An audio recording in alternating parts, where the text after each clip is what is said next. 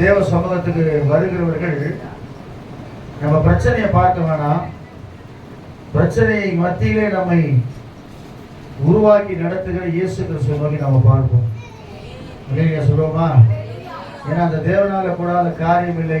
அது மெயினாக ஏன் அந்த வசனம் சொன்னா, ஆண்டவர் இந்த உலகத்தின் பாவங்களை மன்னிக்கும்படியாய் மனு உருக்கொண்டு தேவகுமாரனா இறங்கி வரணும். அதுக்கு மரியாதை கட்ட தேர்ந்தெடுக்கிறார். மரியாதை யாரு? கன்னி, ஒருத்தருக்கு நிச்சயிக்கப்பட்ட ஒரு பெண். அவர் ஆண்டவர் தேவதூதன் சொல்றாங்க, கிருபை பெற்றவரை நீ வாழ்க. பிளஸிங் நல்லா இருக்கு. கிருபை பெற்றவரை நீ வாழ்க அப்படி சொல்லிவிட்டு சில காரியங்களை சொல்றாரு. நீ கர்ப்பவதியாகி ஒரு குமாரனை பெருவாய் சொல்ல அவன் சொல்ற இந்த வாழ்த்து எப்படிப்பட்டதோன்னு சொல்லி அவங்க கலங்குறாங்க. அப்பதான் சொல்றாங்க, நான் புருஷனை அறியனே அப்படி சொல்லும் பொழுது பரிசுத்த ஆவியினுடைய வல்லமை உண்மை என்ன செய்யும்? நிழலும். அவர் பெரியவராக இருப்பார், தாவீதின் சிங்காசனத்தை அவர் அலங்கரிக்கிறவராக இருக்கிறார் அப்படின்னு சொல்லிட்டே வரும்போது அவர் சில காரியங்களை சொல்றார். லூக்கா சுவிசேஷம் 1ஆம் அதிகாரத்துல நீங்க 36-35 வாசிக்கும் போது அவருக்கு பிரதியுத்தரமாக பரிசுத்த ஆவி உன்மேல் வரும், உன்னதமானவருடைய பலம் உன்மேல் நிழலும். அதனால் தேவனுடைய குமாரன் என்னப்படும். ஒரு ரெஃபரன்ஸை காட்டுறாரு. என்ன ரெஃபரன்ஸ்? உன்னுடைய சொந்தக்காரராக இருக்கிற எலிசபெத் எத்தனை வயசு சொந்தமாக வயசாகி போயிட்டு குழந்தையே பிறக்க முடியாத ஒரு சூழ்நிலை. ஆனா அந்த அம்மா இப்போ 6 மாசம் கர்ப்பமா இருக்கிறாங்க. சொல்லுவோமா? வயசுல சென்றவங்க அவங்க 6 மாசம் கர்ப்பமா இருக்கிறாங்க. இதை வச்சு நீ புரிஞ்சுக்க, உன்னிடத்துல பிறக்க போகிறவர் தேவனுடைய குமாரன் என்று சொல்லி அவர் சொல்லும் பொழுது உடனே அந்த அம்மா சொல்றாங்க, இதோ நான் ஆண்டவருக்கு அடிமை என்று சொல்லி ஒப்பு கொடுக்கும் பொழுது அவர் சொல்றான், தேவனாலே கூடாத காரியம் ஒன்று. அப்போ ஆண்டவர் நல்லா கவனிங்க, வசனம் அப்படிதான் இருக்குது. ஆனா நிறைய நான் காரியங்கள் சொன்னேன், எலியாவை குறித்து மற்ற காரியத்தை குறித்து சொன்னேன். எதுக்கு சொல்ல வரதான் நல்லா கவனிக்க பிரியமானவங்க. ஆண்டவரால் கூடாத காரியம் ஒண்ணுமே. நம்ம இப்ப இருக்கிற சூழ்நிலை தயவுசெய்து யாரும் பார்க்காதீங்க. வெயிட் பண்ணுங்க, கர்த்தருக்காய் காத்திருங்க, ஜெபத்தை நிறைய செய்யுங்க. கர்த்தர் உண்மையாகவே ஆராய்ந்து முடியாத பெரிய காரியங்களையும் எண்ணி முடியாத அதிசயங்களை அவர் செய்ய போறார். நான் ஒருபோது சோர்ந்து முன்னாடி சேர்ந்து சோர்ந்து போயிடுவேன். நானே ஒரு யோசிக்கிறேன், என்ன ஆண்டவரே இவ்வளோ நாள் ஜெபம் பண்ணிக்கிறோம். நான் அப்படிதான் வெள்ளிக்கிழமை சொன்னேன் ஒரு வார்த்தை, சபைக்காக இனிமேல் ஜெபம் பண்றத விட போறேன். நான் அப்ப யோசனை பண்ணேன், ஏன்னா தேவ சித்தம் என்னவோ அது நம்மளோட வாழ்க்கையில் நடக்கும். இல்லையா சொல்லுவோமா? அப்ப தேவ சித்தம் இல்லாம ஒருவேளை கர்த்தருக்கு ஸ்தோத்திரம் நம்ம சபை வெளியே கூட ஒரு வேலை இருக்கலாம், அங்க கூட போய் நடத்த வேண்டிய சூழ்நிலை உருவாகலாம். இதோட இங்கே கூட ஆண்டவருக்கு சில நேரங்கள் கழிச்சு சில நாட்கள் கழித்து கூட கர்த்தர் நம்ம ஆரம்பிச்சு தரலாம். அவர் சித்தம் என்னன்னு தெரியாது. ஆனா நம்ம போய் என்ன செய்யறோம்? தொந்தரவு பண்ணிக்கிட்டே இருக்கிறோம் ஆண்டவரே. அப்பதான் யோசனை பண்ணேன், இல்லப்பா நிச்சயமாக நமக்கு ஒரு ஆலயத்தை கட்டி தரும்னு சொல்லி ஆண்டவர் சொல்லியிருக்கிறார். அதனால நான் அமைதியாகிட்டேன். சரி ஆண்டவரே, உங்க மைண்டுக்குள்ள ஏறியாச்சு, நான் சொல்லியாச்சு, அப்ளிகேஷன் போட்டாச்சு. சாங்ஷன் பண்றது யாரு? அந்த மாதிரி ஒரு தடவை அப்ளிகேஷன் போட்டுருங்க ஆண்டவர்கிட்ட. ஆண்டவரே எங்களுக்கு இதுதான் இருக்குது, இந்த மாதிரி பிரச்சனை இருக்குது, இந்த மாதிரி போராட்டம் இருக்குது. இந்த தேவ சமூகத்தில் சொல்ல சொல்ல சொல்ல ஆண்டவருடைய காரியங்கள் உங்களுக்கு வாய்க்கப்படுகிறவராக இருக்கிறார். எல்லாத்துக்கும் பாஸ்டர் தான் ஜெபம் பண்ணோம் நம்ம நினைக்காதீங்க. நீங்க உட்கார்ந்து தேவ சமூகத்துல உங்க குறைகளை, அதான் சொன்னேன் இல்லையா, எல்லாம் பிலிப்பியர் 4:6 சொல்லும்போது என்ன சொல்லுது? நீங்கள் ஒன்றுக்கும் கவலைப்படாமல் எல்லாவற்றையும் குறித்து உங்கள் விண்ணப்பங்களை பொறுமையோடு கூடிய ஸ்தோத்திரத்தோடு கூடிய ஜெபத்தினாலும் வேண்டுதலினாலும் தெரியப்படுத்துங்கள். அப்பொழுது எல்லாவற்றுக்கும் மேலான தேவ சமாதானம் உங்கள் இருதயத்தை, கிறிஸ்து இயேசு உங்கள் சிந்தனைகளை காத்துக்கொள்ளும். நிறைய சொல்லுவோமா? சரி, கர்த்தங்க ஒரு இன்ட்ரெஸ்ட் தான் கொடுத்தேன். நான் ஏசாயா 51ஆம் அதிகாரம் 3ஆம் வசனம் நான் சொல்ற வார்த்தை உண்மையாய் சொல்றேன். வேதத்தை படித்துக் கொண்டிருந்த போது இந்த வார்த்தை எனக்குள்ளே கிரியை செய்தது. இந்த வார்த்தை அப்படியே உங்களுக்கு பழிக்க போகுது. எத்தனை பேர் சுவாசிக்கிறீங்க? ஏசாயா 51ஆம் அதிகாரம் 3ஆம் வசனத்தை வாசிங்க.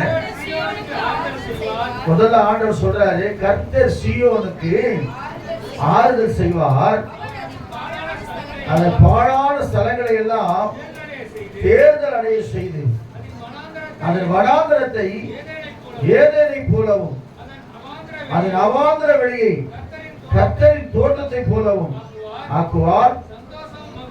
சந்தோஷமும் மகிழ்ச்சியும் துதியும் கீத சத்தமும் அது உண்டாயிருக்கும். அல்லேலூயா சொல்லுவோமா? எத்தனை வசனம் புரிஞ்சு தெரியல. கர்த்தர் சீயோனுக்கு ஆறுதல் செய்வார். ஒருவேளை உங்கள் உள்ளத்துல ஆறுதல் இல்லாம இருக்கலாம். நிறைய பேர் நினைக்கலாம், பாஸ்டர் பேசுறாரு, நம்ம சமாதானம் இல்லாம இருக்கிறோமே, சந்தோஷமே இல்லாம இருக்கிறோம். நிறைய பேர் சாட்சி ரொம்ப ஆச்சரியமாய் போச்சு. தற்கொலை உணர்வோடு இருக்கிறாங்க. ஆனா ஆண்டவரோட ஜெபத்தை கேட்டு அவருக்கு விடுதலை கொடுத்து இங்க சபையில வந்து உட்கார வைத்திருக்கிறாங்க. அல்லேலூயா சொல்லுவோமா? அப்ப நிறைய பேர் இன்னைக்கு ஏதோ ஒரு வாழ்க்கை நம்ம வாழ்ந்து கொண்டிருக்கிறோம், ஏதோ ஒன்று. ஆனா வேதம் சொல்லுகிறது, எனக்கு ஆறுதல் செய்ய கூட யாருமே இல்லையே. மனுஷன் கூட ஆறுதல், ஒருவேளை நல்ல ஆளா இருந்தா உங்களுக்காக ஜெபிக்கிற ஆளதான் சொல்லுவான், நிச்சயமா நான் உங்களுக்காக ஜெபம் பண்றேன் சிஸ்டர், கவலைப்படாதீங்க, கர்த்தர் உங்களுக்கு கூட இருந்து உங்களை வழிநடத்துவான்னு சொல்லுவான். ஆனா பெரும்பாலும் மனுஷனுக்கு அப்படி இல்லை. நான் கூட நீ சொல்லியிருந்தேன், எத்தனை பேர் நம்ம பரலோகம் போகணும்னு தெரியல. கிறிஸ்தவங்களுக்குள்ள எல்லா காரியமும் இருக்குது, பொறாமை இருக்குது, எரிச்சல் இருக்குது. ஏன்னா இது கடைசி காலமா இருக்கிறபடினால மனுஷர் தற்பிரியராயும் பணப்பிரியராயும் வீம்புக்காரராயும் சுபாவ அன்பில்லாதவங்க இருப்பாங்க. ஆனா நம்ம சபைக்கு போறோம். ஆனா வேதம் சொல்றது, எனக்கு அன்பான தெய்வ பிள்ளையே, ஆண்டவர் சொல்றாரு, இந்த உலகத்துல யார் உனக்கு ஆறுதல் செய்யாவிட்டாலும் நானே உனக்கு ஆறுதல் செய்கிறவர். சங்கீதம் 94:19 இப்படியாய் சொல்லுகிறது. வேகமா வாசிங்க. சங்கீதம் 94:19 வாசிக்கும் போது, என் உள்ளத்திலே விசாரங்கள் பெருகும் போது உமது ஆறுதல்கள் என் ஆத்துமாவை தேற்றுகிறது. உள்ளத்துல விசாரங்கள் அப்படின்னா சொல்ல முடியாத காரியங்கள், சொல்ல முடியாத வேதனைகள், சொல்ல முடியாத போராட்டங்கள் நம்முடைய வாழ்க்கையில பெருகும் பொழுது அவர்தான் நம்மை ஆறுதல் படுத்துகிறவராக இருக்கிறார். அல்லேலூயா சொல்லுவோமா? ஏசாயா 40:1 சொல்லும் போது இப்படியா வாசிங்க. கர்த்தருக்கு ஸ்தோத்திரம். ஏசாயா 40:1, என் ஜனத்தை ஆற்றுங்கள், தேற்றுங்கள், எருசலேமுடன் பட்சமாய் பேசி போர் முடிந்தது என்று. ஸ்தோத்திரம்.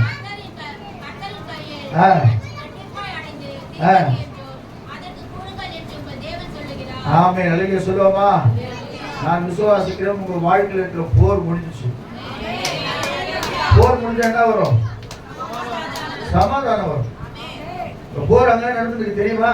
எத்தனை நாடு நடந்தது தெரியுமா? இப்ப தற்சமயம் நம்ம கேள்விப்படுற நாடு என்ன தெரியுமா?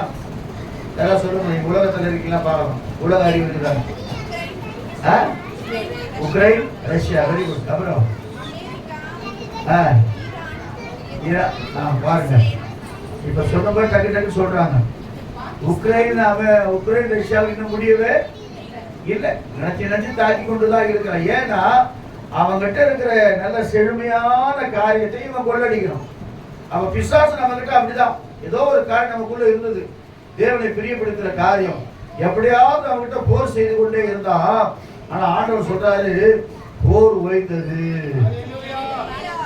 கவலையப்படாதீங்க. எவ்வளவு நீங்க போராடி கொண்டிருக்கலாம் சத்துருடத்துல. ஆனா இன்னைக்கு ஆண்டவர் சொல்றாரு, கர்த்தருக்கு ஸ்தோத்திரம், உனக்கு ஆறுதல் செய்கிற தேவன் சொல்றாரு, போர் முடிந்தது என்று சொல்லுங்கள். மத்தேயு சுவிசேஷம் 5ஆம் அதிகாரம் 4ஆம் வசனம் இப்படியாய் சொல்லுகிறது. வேகமா வாசிங்க, நான் சீக்கிரமா முடிப்பேன். துயரப்படுகிறவர்கள் பாக்கியவான்கள். எப்படி பாஸ்டர் நாங்க துயரமா இருக்கிறோமே? ரெண்டு காரியம் இருக்குது, சந்தோஷம், சமாதானம், துக்கம், அப்புறம் இரவு பகல். அடுத்தது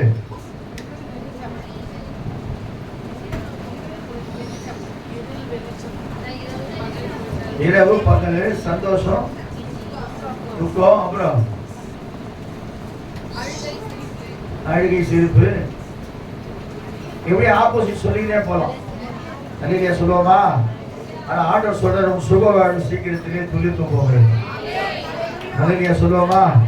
பாட்டு இருக்குது. கர்த்தருக்கு ஸ்தோத்திரம். துன்பமா துயரமா, அது தண்ணீர் பட்ட, ஆமா, தண்ணீர் பட்ட உடை. நீங்க அப்படி போய்கிட்டே இருந்தீங்கன்னா அது வெயில் பட்டோன்னா காஞ்சிடும். காயாம இருக்குமா துணி? அந்த மாதிரி இயேசு கிறிஸ்து நீதியின் சூரியன் உன் மேல பட்டார்னா உன்னுடைய தண்ணீர் போன்ற பிரச்சனையெல்லாம் கர்த்தர் மாற்றுகிறவராக இருக்கிறார். அதுதான் அவர் சொல்றார், நானே உனக்கு ஆறுதல் செய்கிறவர். அதனால ஆறுதல் எனக்கு யாரும் எனக்கு கொடுக்க மாட்டாங்க, எங்க வீட்டுல யாரும் என்ன ஆறுதல் படுத்த மாட்டேன்னு நினைக்காதீங்க. இயேசு கிறிஸ்து ஒருவரே என அவர் தான் சொல்றார். கர்த்தருக்கு ஸ்தோத்திரம். 2 கொரிந்தியர் புத்தகத்துல 1:3 வாசிக்கும் போது தேவனுக்கு மகிமை உண்டாகட்டும். வசனம் இப்படியா சொல்ற. அப்போஸ்தலனாகிய பவுல் இப்படி சொல்றாரு, நமது கர்த்தராகிய இயேசு கிறிஸ்துவின் பிதாவாகிய தேவனுக்கு, ஆமா, இரக்கங்களின் பிதாவும் சகல விதமான ஆறுதலின் ஸ்தோத்திரம். அல்லேலூயா சொல்லுவோமா? இந்த பாட்டு எல்லாம் பாடுவாங்க. ஆறுதலின் தெய்வமே ஒரு வரி பாடலாமா? அது எங்க பாடுவாங்க அந்த பாட்டை? ஆறுதலின் தெய்வமே உம்முடைய திரு சமூகம் எவ்வளவு இன்பமானது. ஆமென். எவ்வளவு இன்பமானது. ஆறுதலின் தெய்வமே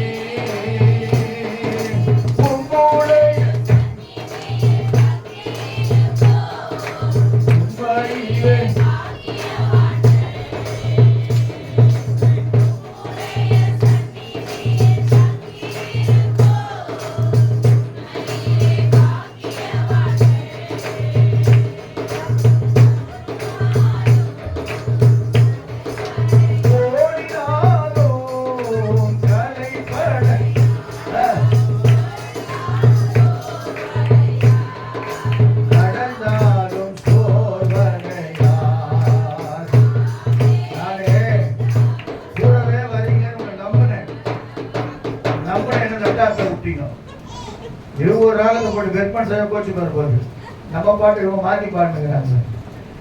ஓடினாலும் விளைப்படையா, நடந்தாலும் சோர்வடையா. எங்க இருக்கணும்? தேவ சமூகத்துல வந்துடணும். ஆறுதல் இல்லையா? எங்க வரணும்? அண்ணால போல தேவ சமூகத்துல வந்து உட்கார்ந்து நான் பாக்குறேன். ஞாயிற்றுக்கிழமை வெள்ளிக்கிழமை தவிர வேற யாரும் எட்டி கூட பார்த்துட்டு அந்த பக்கம் போனோட ஐயோ சச்சி அப்படி மூடிட்டு போயிடணும். தேவ சமூகத்துல உட்கார்ந்து ஆறுதலின் தெய்வமே உங்களுடைய திரு சமூகம் எவ்வளவு, ஆமா, கர்த்தருக்கு ஸ்தோத்திரம்.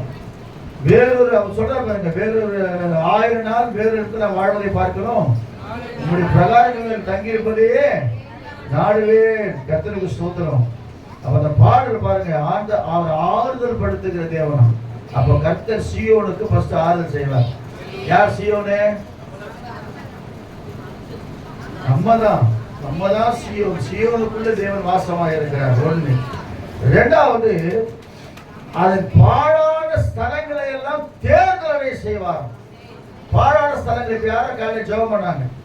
இழந்து போன வல்லமை, இழந்து போன அபிஷேகம், இழந்து போன கிருபை, இழந்து போன ஆசீர்வாதம், இழந்து போன மகிமை. சில இடங்களில் நம்ம சரியா ஆண்டோடத்துல தொடர்பு இல்லாதனால கட்டாயம் நிறைய காரியங்கள். நான் பார்த்த காலையில ஒரு பாட்டு, ரத்த கோட்டைக்குள்ளே நான் ஒரு போர் வீரர்கள் ஒரு கோட்டைக்குள்ள நுழையும்போது எப்படி நுழைவாங்க? எப்படி நுழைவாங்க? நாம சுதந்திரத்துக்குள்ள போறோம். சுதந்திரத்து உள்ள இருக்கிறது எல்லாத்தையும் கொள்ள அடிக்க போறோம். எல்லாம் பார்க்கணும் செய்ய போறோம். வெட்டி நம்ம நாட்டுக்கு ஒரு பெரிய ஜெயத்தை கொடுக்க போறோம். ஆர்ப்பரித்து உள்ள போவோம். அப்ப ரத்த கோட்டைக்குள்ள நுழைகிற எப்படி இருக்கும்? ஏசப்பாவுடைய ரத்த கோட்டைக்குள்ள நுழைகிற எப்படி இருக்கணும்? ரத்த கோட்டைக்குள்ளே நான் நுழைந்து விட்டு இப்படி போனா நான் பார்த்த அந்த பாட்டை எஸ்து உற்சாக பாடுது, எல்லாம் பாடுங்க, கருணை தட்டி பாடுங்க. மட்டும் உதவினே ஆர்ப்பரித்த பிறகுதான் அலங்க இடிஞ்சு விழுந்துச்சு. நீங்க தேவ சமூகத்துக்கு வந்துட்டீங்களா? நேற்று கூட குமார் சொன்ன என்ன பாடுங்க இங்க வந்து நெஞ்சமே நீ அஞ்சிடா ஜபத்துல அதாவது வெற்றி களி போட உட்காந்துக்குது. ஏப்பா பாட்டு மாத்தி பாட்டு பாருங்க. கலிலிய சொல்லுவோமா? தாயின் தன் பிள்ளைய மாத்தினால இயேசு மறக்காதவரா இருக்கிறார். பாடவா? இம்மட்டும் உதவின ஜெபினேசரே இனியும் நீங்க பாடணும்.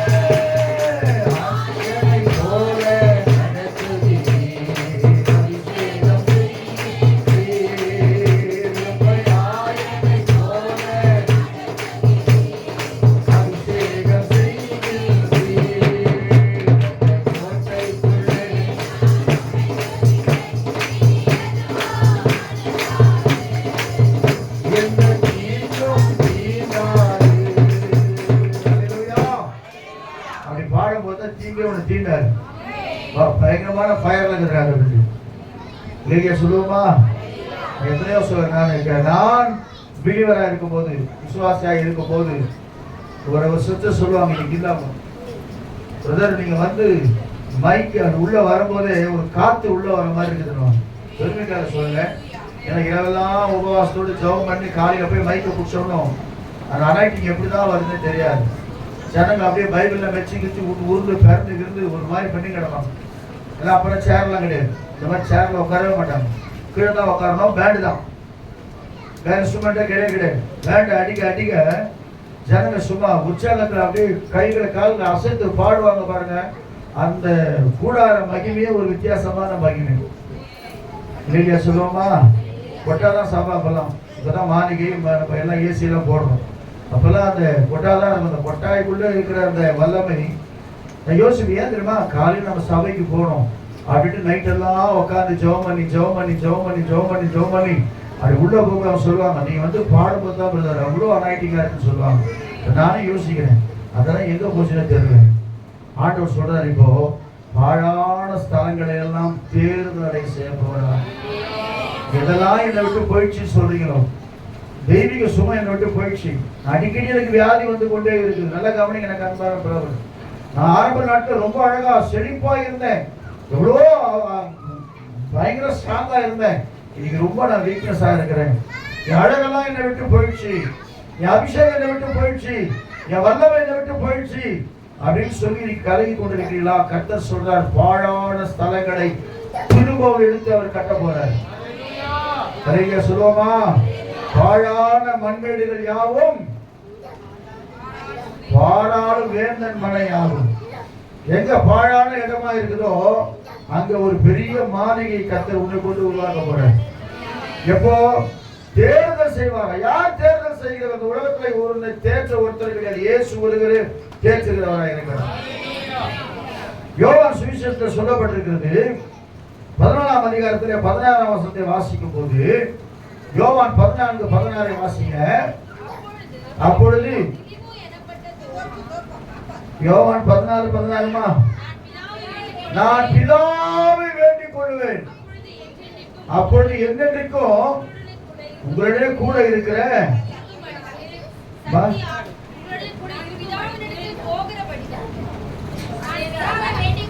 என் பிதாவை வேண்டிக் கொள்வேன், என்றென்றைக்கும் உங்களுடைய கூட இருக்கும்படிக்கு சத்திய ஆவியாகிய வேறொரு தேர்ச்சவரனை நாமே அழகிய சொல்லுவோமா? அதனால்தான் நம்ம அபிஷேகம் பெற்றுக்கொள்ளுங்க, அபிஷேகம் பெற்றுக்கொள்ளுங்க. ஏன்னா பரிசுத்த ஆவி நமக்குள்ள வந்துட்டாருன்னா எப்பேற்பட்ட போராட்டம் வந்தாலும் சரி, கர்த்தர் ஒருவரே உன்னை தேர்ச்சுகிறவராக இருக்கிறார். கர்த்தரை ஆவியானவர், கர்த்தருடைய ஆவி எங்கேயோ அந்த விடுதலை உண்டு. அபிஷேகத்தை பெற்றுக்கொண்டீரா, அந்நிய பாஷையோடு கூட அபிஷேகத்தை பெற்றுக்கொண்டீரா, எல்லா சூழ்நிலையிலும் கர்த்தருடைய தேர்ச்சுகிறவராக இருக்கிறார். அதுவே 26ஆம் வசனம் சொல்லுகிறது, 14:26 என் நாமத்தினாலே, தயவுசெய்து ஒருத்தரா படிங்க, ஒருத்தர் கட் ஒருத்தர் கட் பண்ணுங்க. யார் என்ன சொல்றீங்க தெரியல.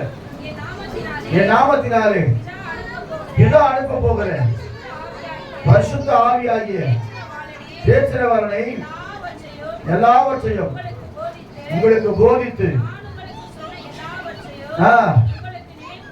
ஆமே அழகிய சொல்லுவோமா? சர்ச்சைக்கு வரணும், நம்ம நல்லா ஜெபிப்போமா? ஜெபம் தெரியுமா?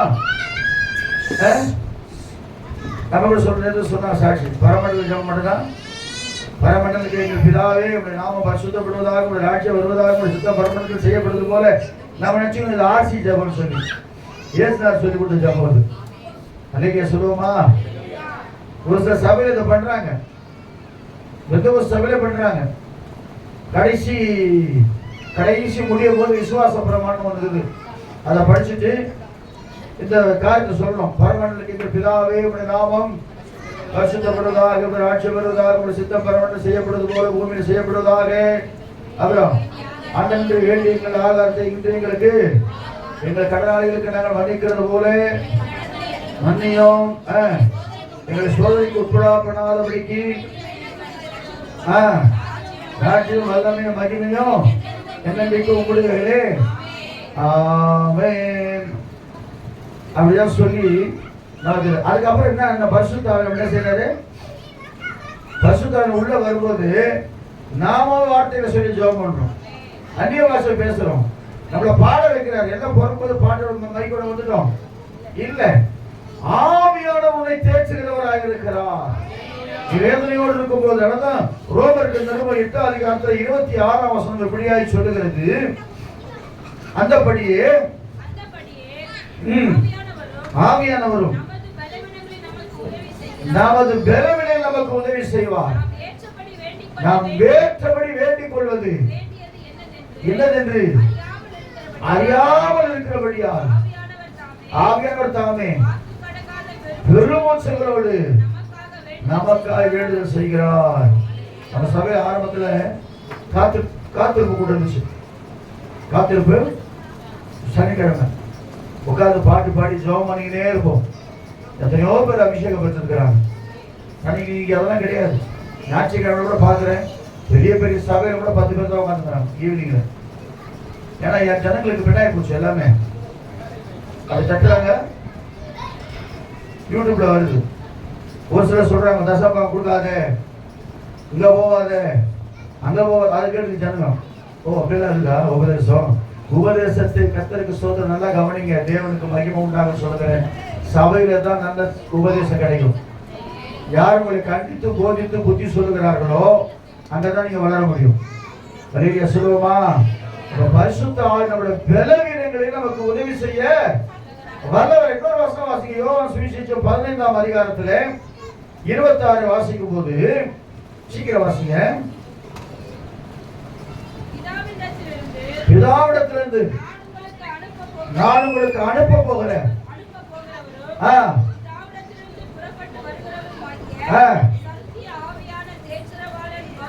வரும்போது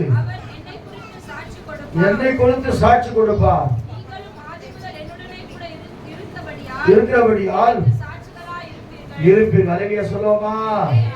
அப்ப ஆவியானவர் வரும்போது தான் நமக்கு ஒரு பெரிய சாட்சிகளா மாறும். யூதேயாவிலும் எருசலேமிலும் சமாரியாவிலும் பூமியின் கடையாங்கிற வரைக்கும் அவருக்கு சாட்சியா நம்ம மாறுவோம். அதனால தயவு செய்து சொல்றேன், எத்தனை பேர் அபிஷேகம் பெற்றிருக்கீங்க?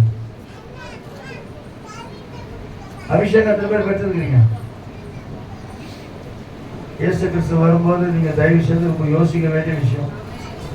யாருமே கை தூக்குற மாதிரி நான் சொல்றது புரியுதா? எத்தனை பேர் அபிஷேகம் பெற்றிருக்கீங்க? எத்தனை பேர் அந்நிய பாஷை பேசுவீங்க?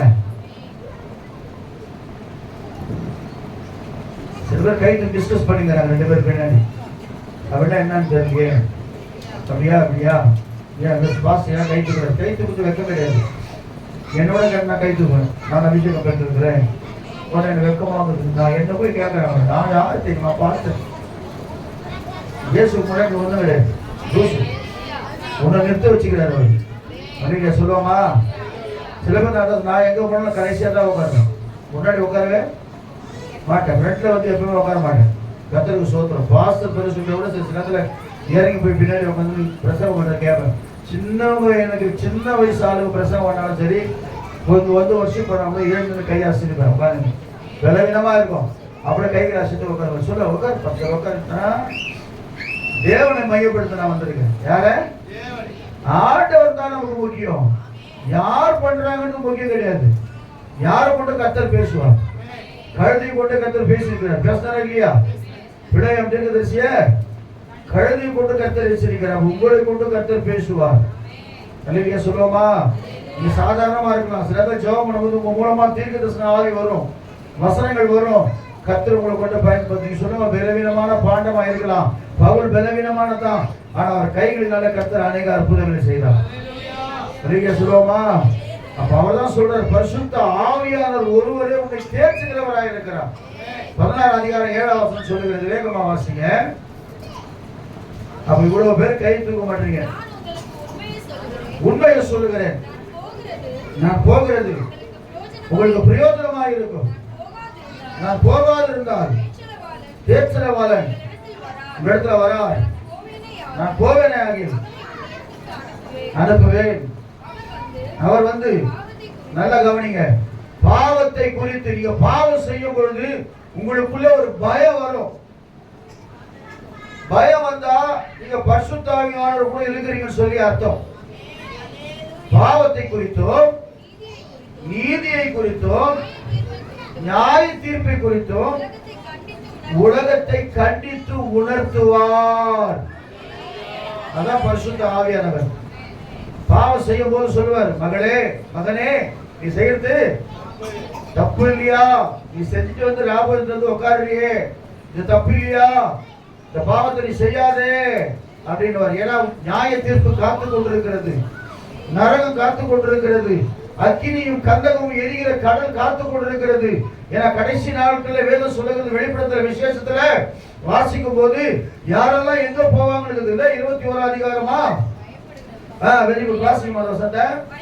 நல்ல கவனிங்க. இயேசு கிறிஸ்து வந்து பரிசுத்தாவின் அபிஷேகத்தை பெற்று நீ பயப்படுகிற பிள்ளையாக இருந்தால் பயப்படுகிறவர்களோ அவிசுவாசமே இல்லாம இருப்பாங்க. 30-40 வருஷம் விசுவாசியா இருப்பாங்க. கேட்டு பாருங்க. இயேசுனுக்கு என்னத்தை செஞ்சிட்டாரு?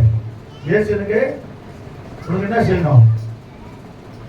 ஈஷார்ல ஒரு 2 கோடி ரூபாய்க்கு பில்டிங் வாங்கி கொடுத்தோம். ஜீவனோடு வச்சிருக்கிறாரு. அதே பெரிய விஷயம் என்ன? இன்னைக்கு கூட ஜீவனோடு வச்சிருக்கிறாரு. பலவீனத்தின் மத்தியிலும் போராட்டத்தின் மத்தியிலும் பாடல்கள் மத்தியிலும் உபதிரவத்தின் மத்தியிலும் வச்சிருக்கிறாரு. அதாங்க பலன். நிறைய சொல்லுவோமா? அவன் வசனம் சொல்றது, பயப்படுகிறவர்களும் அவிசுவாசிகளும் அருவருப்பான காரியத்தை செய்கிறவர்கள். அருவருப்பான காரியத்தை, தேவனுக்கு பிரியமில்லாத அருவருப்பான காரியத்தை செய்கிறவர்கள், கொலை பாதகர்கள், விபச்சாரக்காரர்கள், சூனியக்காரர்கள், விக்கிரக ஆராதனைக்காரர்கள், பொய்யர் அனைவரும் இரண்டாம் மரணமாகிய அக்கினியும் கந்தமும் எரிகிற கடலிலே பங்கடைவார்கள் பைபிள் சொல்லுவோமா? அதனால தயவு செய்து அடுத்த வாரம் வரும்போது சொல்லுங்க, இந்த ஆராதனை வேளையில என்னை ஆவியானவரை நிரப்பப்பா. அவர் வேலை என் இருதயம் கடினம் எல்லாம் அடிக்கடி விழுந்து போகிறேன், அடிக்கடி நான் விழுந்து போகிறேன், அடிக்கடி நான் பின்பாட்டத்துல போயிடுறேன், அடிக்கடி உங்களை விட்டு நான் தூரம் போயிடுறேன் ஆண்டவரே, அடிக்கடி கெட்ட வார்த்தை பேசுறேன், அடிக்கடி எனக்குள்ள அபிஷேகம் இல்லாதனாலே நான் சோர்ந்து போகிறேன். என்னை தேர்ச்சுகிற ஆவியானவர் என்னோடு கூட இருந்து என்னை வழிநடத்தில் சொல்லி பாருங்க. ஆவியானவர் தேர்ச்சுகிறதை உங்களுக்கு உணர முடியும். அவர் தான் ஆறுதல் செய்கிறவர், அவர் தான் பாழான உங்களுடைய வாழ்க்கையை பரிசுத்தமாய் மாற்றி உன்னை தேர்தலை செய்கிறவர். மூணாவது சொல்றாரு, வனாந்தரத்தை ஏதேனை போல மாற்றுகிறவராம். கரெக்டா சொல்லுவோமா? வனாந்தரம், வனாந்தரம் என்னது?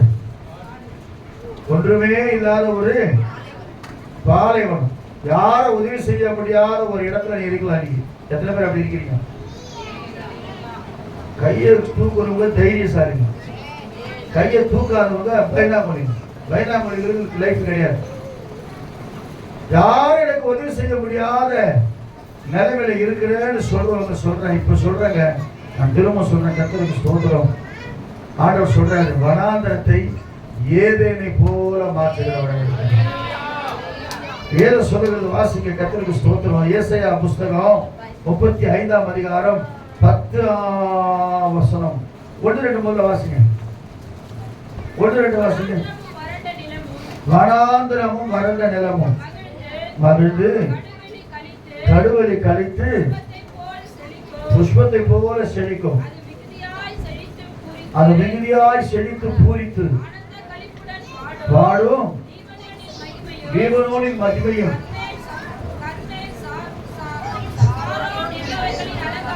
அலங்காரமும் அழிக்கப்படும்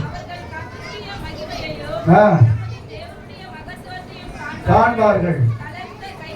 போதும். கர்த்தருக்கு ஸ்தோத்திரம். ஆண்டவர் சொல்றாரு, வனாந்தரம் செழிப்புள்ள அதுவா மாறுமா. நான் யோசனை பண்ணேன், முந்தா நாள் நினைக்கிறேன், பூவாறு அப்படி பார்த்துன்னு போறேன், பக்கிங்காம் கால்வாய. ஒரு காலத்துல பூவாறு வந்து நல்ல தண்ணி ஓடுற ஒரு ஆரம், கேள்விப்பட்டீங்களா?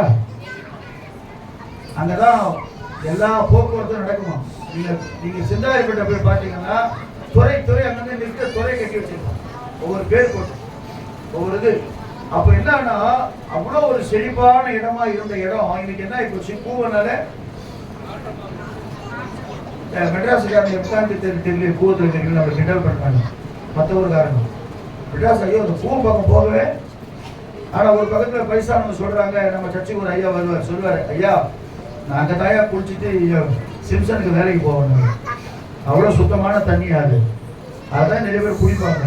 போக்குவரத்து அங்கே தான் நடக்கும், மரக்காணத்துல இருந்து அங்கே தான் எல்லாரும் எல்லாம் வருங்க, எல்லாம் உப்பு வரும், அது வரும், இது வரும், மரம் ஏறி கொண்டு வரும், எல்லாம் வருவோம். பக்கிங்காம் கால்வா அதுதான் வெட்டந்து அவ்வளோ அழகா இருக்கையா அப்படின்னாரு. நான் யோசனை பண்ணி பார்த்தேன், திரும்பவும் அந்த சென்னை அப்படி மாறினா எவ்வளவு நல்லா இருக்கும். திரும்ப அதே மாதிரி செழிப்பான இடமா மாறி, ஏன்னா சிங்கப்பூர் அப்படி மாறி இருக்குது. இந்த மாதிரி சென்னையா இருந்த சிங்கப்பூருக்கு செழிப்பான தேசமா மாறிடுச்சு. அதே போல நம்ம சென்னை எப்படி மாறும், என்னுடைய இந்தியா எப்படி மாறும், ஒரு செழிப்பான தேசமா. ஆண்டவர் பாருங்க சொல்றாரு, வனாந்தரமான இடம், ஒண்ணுமே யூஸ் இல்லாத இடத்துல ஆண்டவர் ஏதேனை போல மாற்றுவாராம். ஏதேன் என்னது? தேவனுடைய தோட்டங்க. ஏதேன்னு சொன்னா ஆதாம் ஏவாள் எங்க இருந்தாங்க?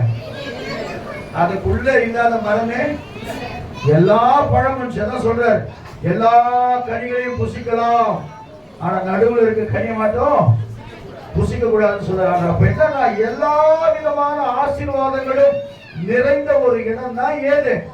அதனால்தான் யாரு லோத்து என்ன பண்றாரு, போர் சொன்ன உடனே ஆபிரகாம் எங்க போறாரு, அப்படி பாக்குறாரு சோதம் குமாராவை, ஏதேன் மாதிரி இருக்குதான், பார்த்தா அவ்வளவு அழகா இருக்குதான், அங்க போயிடுறாரு.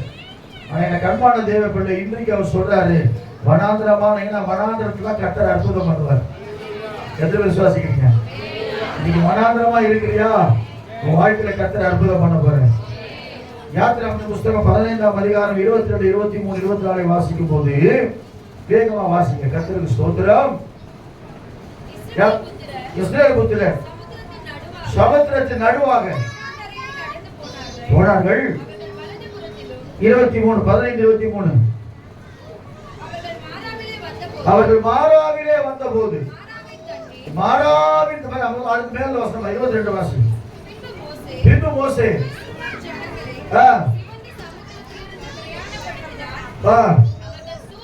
சூர் வனாந்திரத்துக்கு புறப்பட்டு போய்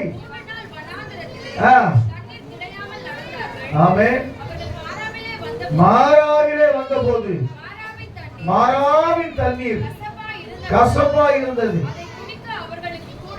கூடாதிருந்தது. மாறா என்றால் கசப்புன்னு சொல்லி அர்த்தம்.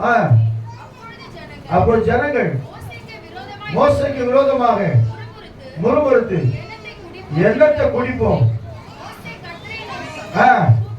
போதும். கர்த்தருக்கு ஸ்தோத்திரம். மாராவுக்கு வராங்க. அங்க தண்ணி என்ன இருக்குது? கசப்பா இருக்குது. தண்ணியே இல்ல. 3 நாள் வராங்க. 3 நாள் தண்ணியில இருக்கணும்னால கவனிங்க பாருங்க. 3 நாள் தண்ணி இல்லாம வனாந்தரத்துல வராங்க. ஒருவேளை அப்படிப்பட்ட ஆசீர்வாதம் இல்லாம நீ வந்து கொண்டிருக்கலாம். உனக்கு பெரிய பிளஸிங் காத்து கொண்டு கசப்போடு வாழ்க்கை நடத்தி கொண்டிருக்கலாம். உன் வாழ்க்கை ஸ்வீட்டா மாறப்போகுது.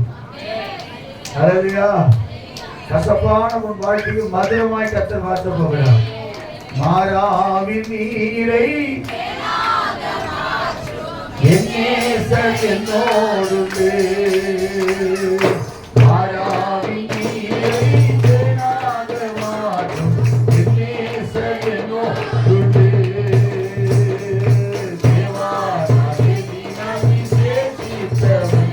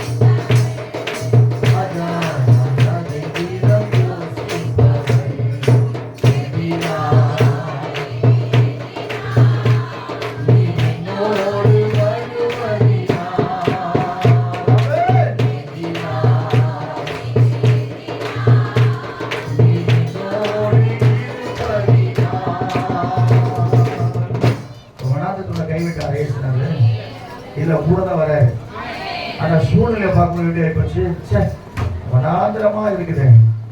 அங்கதான் வெட்டி போடுறாங்க ஒரு மரத்தை. மாறாவின் அதுக்கப்புறம் ஒரு பிளஸிங் இருக்குது. கடைசி வசனம் வாசி பாருங்க. 28, 27 வாசிங்க. பின்பு அவர்கள் ஏலிமுக்கு வந்தார்கள். நல்லா கவனிங்க. எங்க போறாங்க? சூர் வனாந்திரத்துல தண்ணி இல்லாம இருக்கிறாங்க. மரத்தை வெட்டி போட்டாச்சு. ஏலிமுக்கு வராங்க. அதுக்கு முன்னாடி ஒரு கட்டளை சொல்றார் ஆண்டவர். என் சத்தத்திற்கு நீ கவனமாய் செவி கொடுத்து அவர் பார்வைக்கு செம்மையானவதை செய்து அவர் கட்டளைகளுக்கு கீழ்ப்படிந்தால் கை கொண்டால் ஒரு வியாதி உனக்குள்ள நான் வர பண்ணேன். நானே உன் பரிகாரியாகிய கர்த்தர். இதெல்லாம் கட்டளை கை கொள்ளாம நான் கசப்பா இருக்கிறேன், நான் வேதனையா இருக்கிறேன், நான் மாறாவில் இருக்கிறேன் சொல்லிக் கொண்டிருக்கிறேன் தவிர கர்த்தருடைய சத்தத்திற்கு செவி கொடுத்து கவனமாய் கேட்டு அவர் சொல்கிற வார்த்தையின்படி கீழ்ப்படிந்தால் இப்பவே மாத்தினாருங்க ஆண்டவர். உன் கசப்பான வாழ்க்கை மதுரமாய் மாற போகிறது. தீர்க்க தரிசனமாய் நான் சொல்லுகிறேன். கர்த்தர் வாழ்க்கை கசப்பா இருக்கிறார், வேதனையா ஏண்டாக வாழ்க்கைன்னு சொல்லி நினைத்துக் கொண்டிருக்கலாம். கர்த்தர் மாத்த போறார். அதான் ஆண்டவர் தைரியமா சொன்னா வனாந்திரத்தை கர்த்தர் அற்புதம் பண்ணார். வனாந்திரம் ஃபார் எக்ஸாம்பிள் சொல்ற பாருங்க, மார்க்கு சுவிசேஷம் 6ஆம் அதிகாரம் 34ஆம் வசனத்தை வாசிக்கிறேன். ஃபார் எக்ஸாம்பிள் சொல்றேன், வனாந்திரத்தை அற்புதம் நடக்கும். வெகு நேரம் சென்ற பின்பு அவருடைய சீஷர்கள் அடுத்த வந்து, இது வனாந்திரமான இடம், வெகு நேரம் ஆயிற்று, ஒன்றுமில்லை, ஆகையால்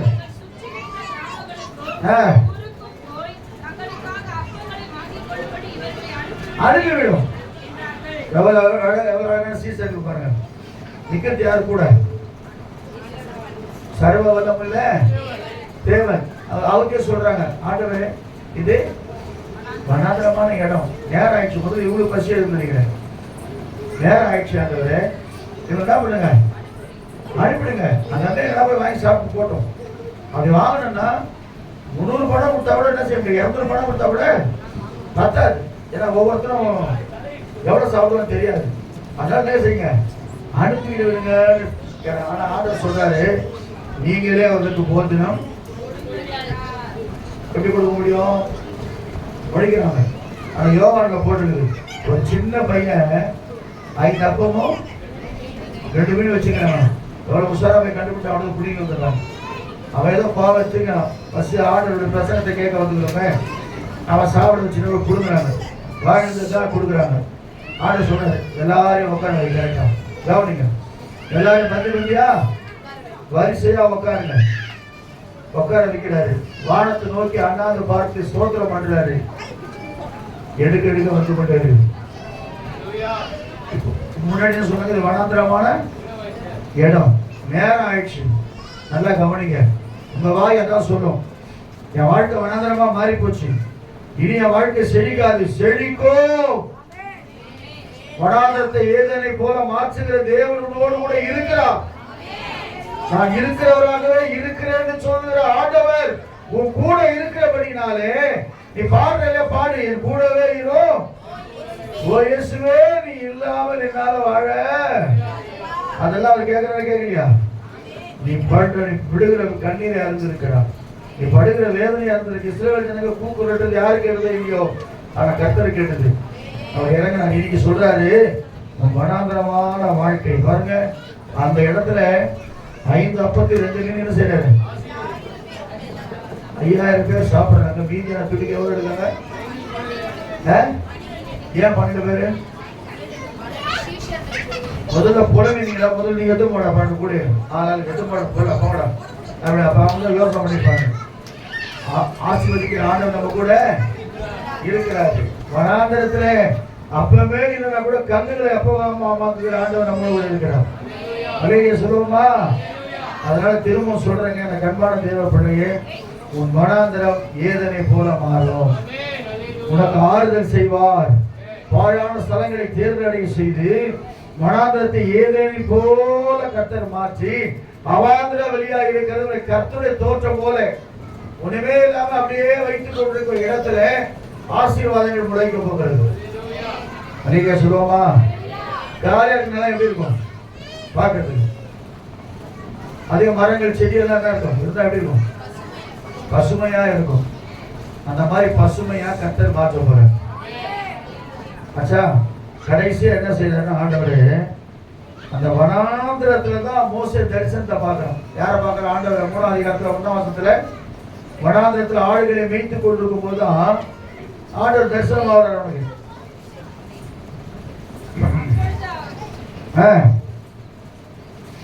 3:1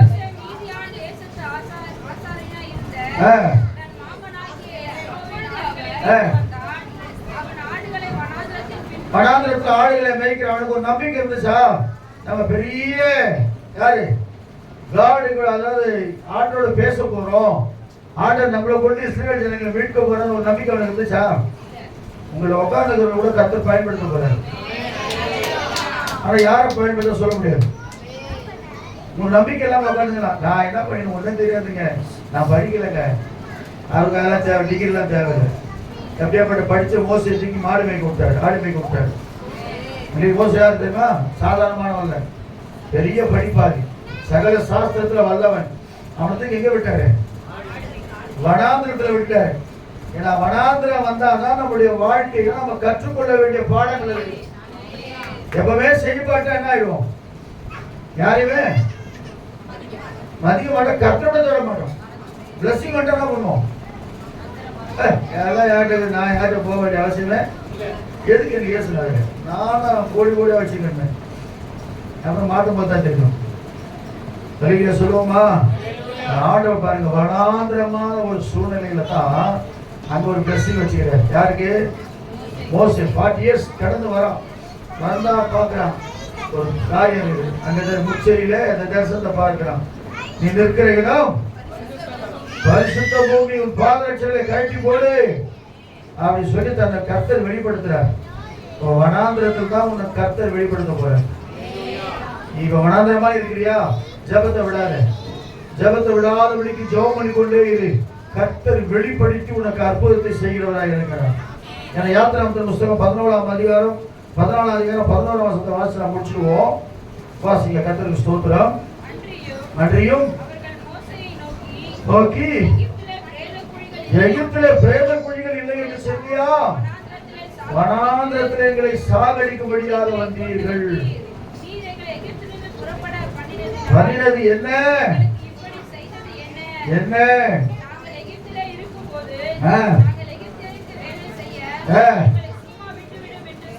சொன்னமல்லவா சாகரை பார்க்கிறோம். அல்லேலூயா சொல்லுவோமா? என்ன நடந்தது?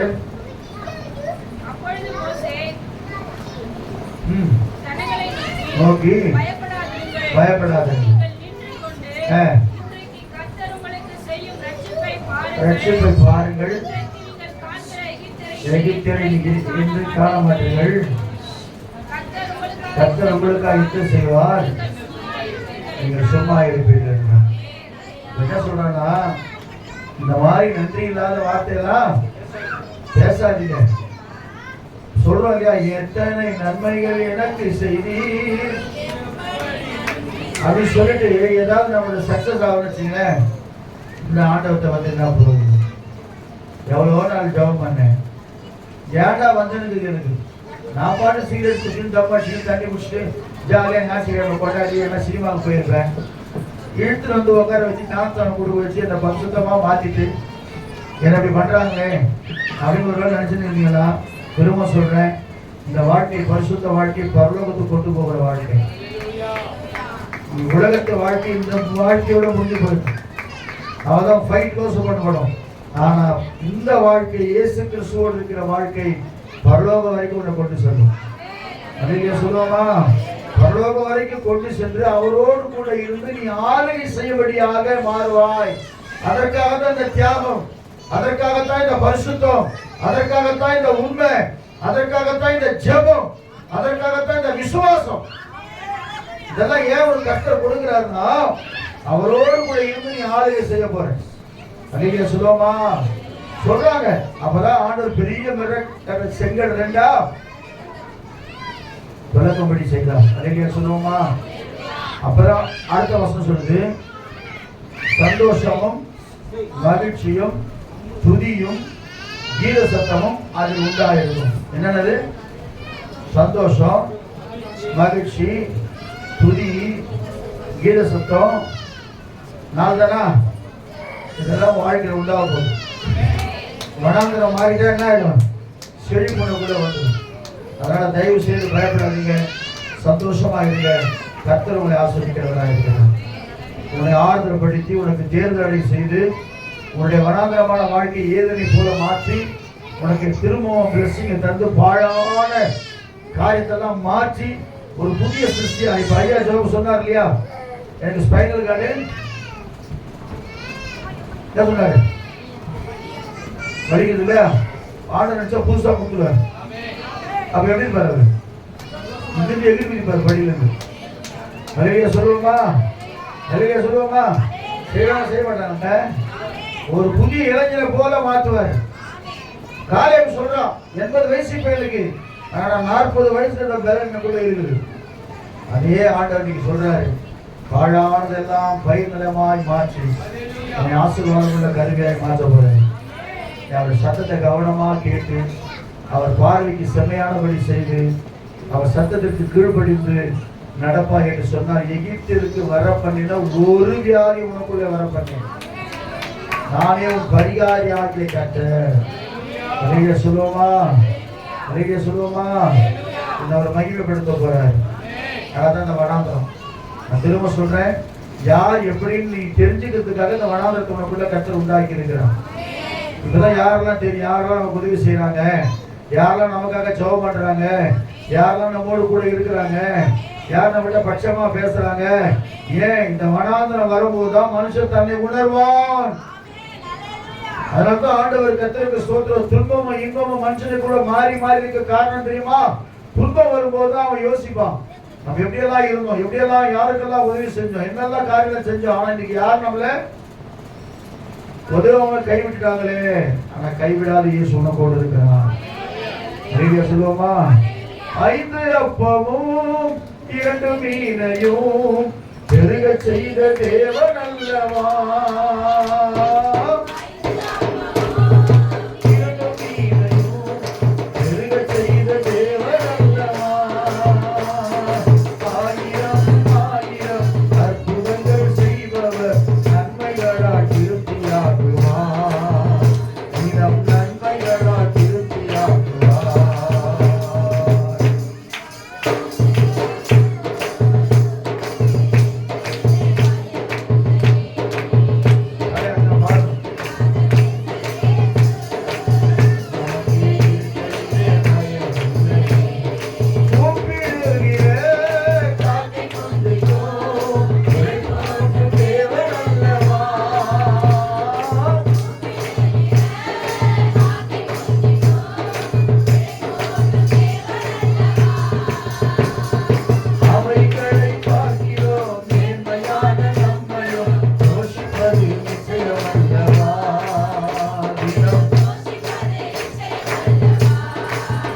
Okay.